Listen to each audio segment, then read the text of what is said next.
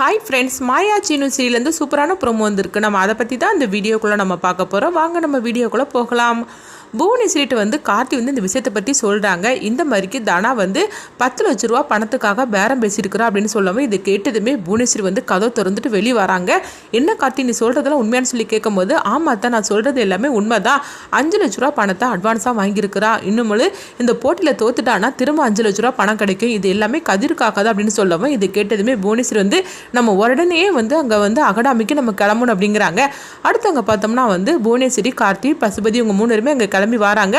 அப்போ அவங்கள அதிகாரி சொல்லிட்டு இருக்கிறாங்க, என்ன மேடம் உடனே வரணும்னு சொல்லிட்டு இருந்தீங்க, எங்களை எல்லாம் கூப்பிட்டுருக்கீங்க, என்ன விஷயமா அப்படின்னு சொல்லி கேட்கும்போது, உங்கள் தலைவர் இங்கே தானே இருக்கார் அப்படின்னு சொல்லி கேட்டுட்டு இருக்கவும், ஆமாம் மேடம் நீங்கள் வருவீங்கன்னு சொன்னேன், அதனால அவர் இங்கே தான் இருக்கிறார் அப்படிங்கவும், அப்போ ரகுராம் தான் அங்கே இருக்கிறாங்க. ரகுராம் பார்த்ததுமே புவனேஸ்வரி என்ன புதிய தலைவரே உங்களுக்கு வாழ்த்துக்கள் அப்படிங்கும்போது, உன் வாழ்த்துக்களை எனக்கு தேவை கிடையாது, நீ இப்போ எங்கே எதுக்காக வந்திருக்கிறன்னு சொல்லு அப்படிங்கன்னு ரகுராம் கோவத்தோட கேட்கவும், உடனே அவங்க சொல்கிறாங்க, உங்கள் பொண்ணு இந்த பேட்மிண்டன்லாம் விளையாட போகிறாள், அதுக்கு என்னுடைய வாழ்த்துக்கள் அப்படிங்கவும், என்னது உங்கள் பொண்ணு அப்படின்னு சொல்லிக்கிட்டு அவங்க கூட உள்ளவங்க கேட்டுட்டு இருக்கும்போது, ஆமாம் தானா ரகுராமோட பொண்ணு தான் அப்படிங்கிறாங்க. இது கிட்டதுமே கூட உள்ளவங்க ரகுராமை பார்க்குறாங்க. அப்போ புவனேஸ்வரி சொல்லிட்டு இருக்கிறாங்க, அவங்க 2 பேருக்குள்ள சில பிரச்சனைகள், அதனால 2 பேரும் பேசிக்க மாட்டாங்க, ஆனால் தானா ரகுராமோட பொண்ணு, இப்போ மாதிரி நீங்கள் தெரிஞ்சுக்கோங்க அப்படின்னு சொல்லவும் இது கேட்டதுமே ரகுராம் சொல்கிறாங்க, அது என்னுடைய சொந்த பிரச்சனை, இப்போ அதை பற்றிலாம் நீ பேச வேண்டாம், நீ எதுக்காக வந்திருக்கிற அதை சொல்லு அப்படிங்கவும், தானா இந்த மாதிரிக்கு போட்டியில் விளையாடி தூக்க போகிறாளா அப்படின்னு சொல்லவும் இது கேட்டதுமே ரகுராம் சொல்லிட்டு இருக்கிறாங்க, என்ன உளறிட்டு இருக்கிற, என் பொண்ணு அப்படிலாம் செய்யக்கூடிய ஆளே கிடையாது, அவள் எப்படி விளையாடுவான்னு தெரியும்ல உனக்கு, அப்படி இருக்கும்போது என் பொண்ணு எதுக்காக போட்டியில் தோக்க போகிற அப்படிங்கவும், இங்கே பாரு நான் சொல்கிறத கேளு, உன் பொண்ணுக்கு பதில் அந்த இடத்துல வேற ஒரு பொண்ணை விளையாடுறதுக்காக போடு அப்படின்னு சொல்லவும், இங்கே பாரு தேவையில்லாமல் இந்த மாதிரிலாம் இந்த பிரச்சனை பண்ணிட்டு இருக்காத, ஒழுங்கு மரியாதை இங்கே கிளம்புறியா இல்லைன்னு சொல்லி கேட்டுட்டு இருக்கவும், அப்போ அவங்க சொல்லிட்டு இருக்கிறாங்க, தானா மட்டும் இந்த போட்டியில் தோத்து போயிட்டானா அப்போ நீ அதுக்கப்புறம் நீ கண்டிப்பாக ஃபீல் பண்ணுவ அப்படின்னு சொல்லவும், அப்போ ரகுராம் சொல்லிட்டு இருக்கிறாங்க, அவள் ஏன் பொண்ணாக்கும், அவள் தோக்க மாட்டா, அவள் கண்டிப்பாக ஜெயிப்பா அப்படின்னு சொல்லவும், அப்படி தோத்து போயிட்டானா நீ என்ன பண்ணுவேன்னு சொல்லி கேட்கும்போது, நான் இந்த தலைவர் பதவியிலேருந்து நான் ராஜினாமா பண்ணிடுது அப்படிங்கிறாங்க.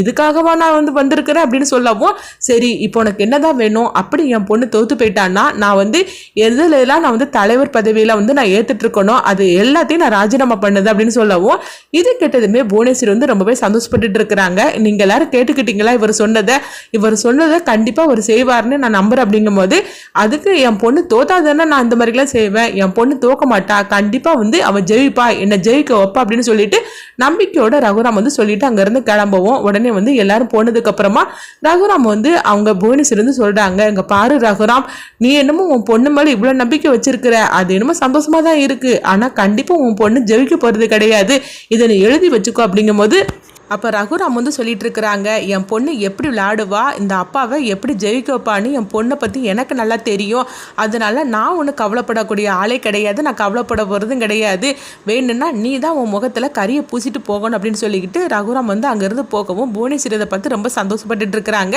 என்ன இருந்தாலும் சரி தான், தானா கை நீட்டி பணம் வாங்கியிருக்கிறா, அதனால கண்டிப்பாக போட்டியில் தோக்க போகிறா அப்படின்னு சொல்லிக்கிட்டு அவங்க ரொம்ப சந்தோஷப்பட்டுட்டு போகவும், அடுத்ததாக பார்த்தோம்னா ரகுராம் வீட்டுக்கு வராங்க.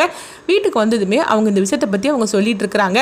இதை கேட்டதுமே எல்லாருமே அதிர்ச்சி அடைகிறாங்க. என்னன்னா அவ திரும்பவும் புவனேஸ்வரி ஒன்று கலாட்டா பண்ணிட்டு இருக்காள் அப்படின்னு சொல்லி கேட்டுட்டு இருக்கும் போது, அப்போ அங்கே ஜானகியும் மாயாவும் இருக்கவும், அப்போ ரகுராம் சொல்லிட்டு இருக்கிறாங்க, அவ இந்த தடவை தனாவை வச்சு அவள் பிரச்சனை எடுத்திருக்கிறா, ஆனால் தனா தான் போட்டியில் தோக்க போகிறது கிடையாது, அவள் என் பொண்ணு ஆச்சே, என் பொண்ணு எப்படியும் போட்டியில் ஜெயிக்க தான் செய்வா, அதனால அவள் தான் அதாவது முகத்தில் கரியை திரும்பவும் பூச்சிட்டு தான் அவள் போகணும் அப்படின்னு சொல்லவும், இது கெட்டதுமே குடும்பத்தில் உள்ள அவ்வளோ சந்தோஷப்பட்டு இருக்கிறாங்க. எப்படியோ தனா மேலே அண்ணன் இவ்வளோ நம்பிக்கை வச்சு பேசிட்டு இருக்காரு அப்படிங்கவோ, இது கெட்டதுமே ஜானகி மாயா அவங்களும் ரொம்ப சந்தோஷப்பட்டு இருக்கிறாங்க. தனா மேலே அவர் எவ்வளோ நம்பிக்கையோடு அவர் பேசிட்டு இருக்கிறாரு, என் பொண்ணுன்னு சொல்லிக்கிட்டு அவர் எவ்வளோ நம்பிக்கை வச்சிருக்காரு அப்படின்னு சொல்லிட்டு அவங்க 2 பேரும் சந்தோஷப்பட்டு இருக்கவோ, அடுத்ததாக பார்த்தோம்னா தனாவை போய் பார்த்து இந்த விஷயத்த சொல்லலாம் அப்படின்ட்டு ஜானகி மாயாவும் கிளம்பவும், அப்போ மாயா தனாவுக்கு ஃபோன் பண்ணுறாங்க, தனா நீ எங்கே இருக்கிற அப்படிங்கும்போது, நான் கோயிலில் இருக்கிறேன் அப்படிங்கிறாங்க. சரி இரு நாங்கள் 2 பேரும் வாரம் அப்படிங்கிறாங்க.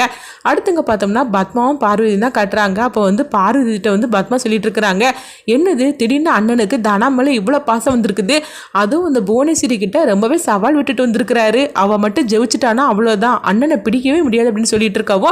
அப்போ பார்வதின்னு சொல்லிட்டு இருக்கிறாங்க, அவள் அந்த போட்டியில் வந்து கண்டிப்பாக ஜெயிக்க மாட்டா அப்படிங்கிறாங்க. என்ன சொல்லிட்டு இருக்கிற, அவள் ஏற்கனவே வந்து நல்லாவே விளையாடுவா. அப்படி இருக்கும்போது அண்ணனை ஜெயிக்க வைக்கணும்னு சொல்லிட்டு கண்டிப்பாக வந்து இந்த போட்டியில் அவள் ஜெயிக்க தான் பாப்பா அப்படிங்கும்போது, இல்லை அவளை ஜெயிக்க வைக்கக்கூடாது, கண்டிப்பாக வந்து அவளை நம்ம தோக்கடிக்கணும் அப்படிங்கிறாங்க. நீ என்ன சொல்லிட்டு இருக்கிற, அதெல்லாம் நடக்கிற காரியமா அப்படின்னு சொல்லவும் கண்டிப்பாக நடக்கும் அப்படிங்கிறாங்க. நீ என்னமோ சொல்கிறதெல்லாம் பார்த்தா ஏதோ பிளான் போட்டு வச்சிருக்கிற போலுக்கு அப்படின்னு பத்மா கேட்டுட்டு இருக்கவும் உடனே வந்து அவங்க பார்வை வந்து தன்னுடைய திட்டத்தை சொல்கிறாங்க. இது கிட்டதுமே பத்மா ரொம்பவே சந்தோஷப்பட்டு இருக்கிறாங்க. இப்படி மட்டும் பண்ணிட்டேன்னு வச்சுக்கோங்க, கண்டிப்பாக அந்த போட்டியில் தோத்து போயிடுவா அப்படின்னு சொல்லிட்டு பார்வதிட்ட சொல்லி அவங்க 2 பேரும் சந்தோஷப்பட்டு இருக்கிறாங்க.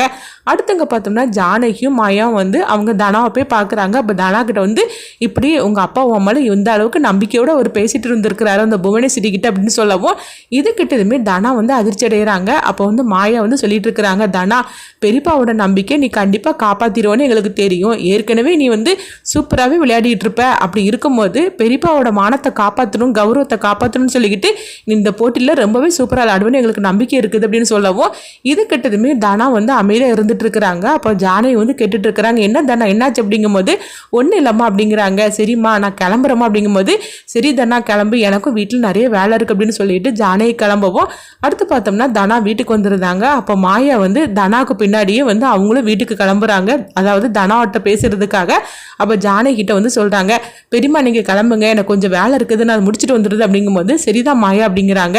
ஆனால் மாயா வந்து பார்த்தோம்னா நேராக தனாவை பார்க்கறதுக்கு அவங்க வீட்டுக்கு வராங்க. அப்போ தனா வந்து மாயா வந்து கேட்டுட்டு இருக்கிறாங்க, என்ன தனா என்னாச்சு உனக்கு அப்படின்னு சொல்லி கேட்டுட்டு இருக்கவும், என்ன மாயா நீ அம்மா கூட தானே போன அப்படின்னு சொல்லிட்டு இருக்கும்போது நான் பெரியம்மாவை போக சொல்லிட்டு நான் உங்ககிட்ட கொஞ்சம் பேசணும், அதனால தான் நான் உன்னை பார்க்க வந்தேன் அப்படிங்கும்போது என்ன ஆச்சு அப்படிங்கிறாங்க. இல்லை நாங்கள் 2 பேரும் பேசிட்டு இருந்தோம், ஆனால் உன் முகத்தில் எந்தவித சந்தோஷமும் கிடையாது, அதனால தான் நான் வந்து உன்கிட்ட வந்து தனியாக பேசணும்னு சொல்லிட்டு வந்திருக்கிறேன், உனக்கு என்ன பிரச்சனை சொல்லு அப்படிங்கும்போது பெரியப்பா இந்த அளவுக்கு உன்னை வந்து அதாவது அவர் பெருமையாக பேசிட்டு இருந்தாருன்னு சொன்னால் நீ எவ்வளோ சந்தோஷப்படுவேன்னு எனக்கு தெரியும், ஆனால் அந்த சந்தோஷம் முகத்திலே இல்லை, என்ன ஆச்சு உனக்கு என்ன பிரச்சனை சொல்லு அப்படிங்கும்போது எனக்கு பிரச்சனையா ஒன்றுமே கிடையாது அப்படின்னு தானா சொல்லவும் உன் வாய் தான் சொல்லிட்டு இருக்கே தவிர உன் கண்ணு காட்டி கொடுக்குது, நீ ஏதோ பிரச்சனையில மாட்டிட்டு இருக்கன்னு தெரியுது, நீ உண்மையை சொல்லு, நீ என்கிட்ட எல்லா பிரச்சனையும் நீ சொல்லிடுவேலா, அப்படி இருக்கும்போது நீ எதுவுமே என்கிட்ட மறைக்க மாட்டேன்னு எனக்கு தெரியும், நீ உண்மையை சொல்லு அப்படிங்கவும் உடனே வந்து தானா வந்து அழ ஆரம்பிச்சிருந்தாங்க. மாயாவோட கையை பிடிச்சிட்டு உடனே எதுக்கு தானா நீ அழுதுகிட்டு இருக்கிற, என்ன நடந்துச்சுன்னு சொல்லு அப்படிங்கவும் அப்போ வந்து தானா வந்து நடந்தெல்லாம் சொல்லிட்டு இருக்கிறாங்க. இப்படி கதிர் வந்து 10 லட்ச ரூபா கொடுக்கணும், அதுக்காக நான் இந்த மாதிரிக்கு போட்டியில் நான் தோக்குறேன்னு சொல்லிக்கிட்டு அவர்கிட்ட இப்படி அக்ரிமெண்ட் போட்டு 5 லட்ச ரூபா பணத்தை நான் வாங்கிட்டேன், இன்னும் நான் அந்த போட்டியில் தோத்து போயிட்டோம்னா எனக்கு மீதி 5 லட்ச ரூபா பணமும் அவர் எனக்கு தருவார் அப்படிங்கவும் இது கேட்டதுமே மாயா அப்படியே அதிர்ச்சி அடைகிறாங்க.